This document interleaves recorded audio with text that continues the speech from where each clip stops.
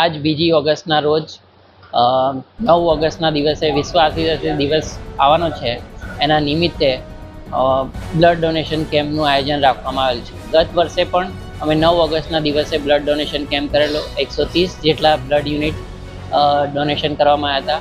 આ વર્ષે પણ અમે આશા રાખીએ કે 100થી વધારે યુનિટનું ડોનેશન થશે. પ્લસ ઓર્સક હોસ્પિટલ દ્વારા સર્વોદય બ્લડ સ્ટોરેજ યુનિટનું પણ સ્થાપના કરવામાં આવી છે.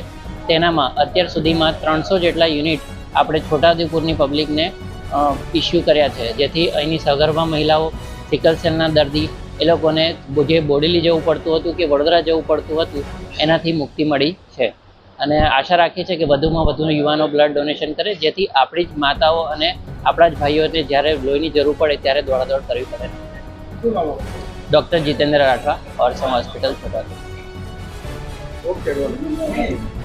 આજ રોજ છોટાઉદેપુર ખાતે 9મી ઓગસ્ટે દર વર્ષની જેમ જ અમે રક્તદાનનો કાર્યક્રમ કરીએ છીએ.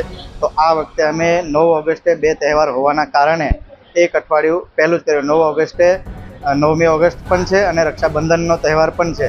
તો એના હેતુસર અમે આજે 2 ઓગસ્ટે જ અમે સમસ્ત આદિવાસી સમાજ ભેગા થઈને રક્તદાનનો કાર્યક્રમ કરી દીધો છે. અને આ રક્તદાનથી અમારા વિસ્તારના સિકલ સેલ પ્રભાવિત એરિયા હોવાના કારણે સિકલ સેલના જે દર્દીઓ છે એને પણ ઉપયોગી થાય છે. અને ઘણી વખત એવા કે જે સુવાવડ વખતે જે બહેનોને તાત્કાલિક જે લોહીની જરૂર પડે છે ત્યારે કોઈ આપતું નથી. તો એના અનુસંધાન જ અમે સમસ્ત આદિવાસી સમાજે રક્તદાનનો કાર્યક્રમ કરીને અને બીજા પણ સમાજમાં અમારા સમાજનો એક પોઝિટિવ મેસેજ જાય એ હેતુસર જ અમે એક 9મી ઓગસ્ટના ભાગરૂપે આજે 2 ઓગસ્ટે રક્તદાનનો કાર્યક્રમ કરેલો છે. અને તેમાં ખૂબ જ મોટી સંખ્યામાં યુવાઓ મિત્રોએ રક્તદાન માટે ભાગ લીધો છે.